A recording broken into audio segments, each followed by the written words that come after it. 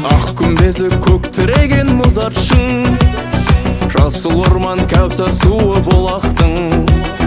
Кербез марал кер бұғысы керемет, хат түрінде жүргендейсің жұмақтың. Құлатпаған бабалардың байрағын, шығысыма шырай берген аймағым. Көк түріктің ата жұрты төр Алтай, сақтан қалған қорғаны бар аймағым.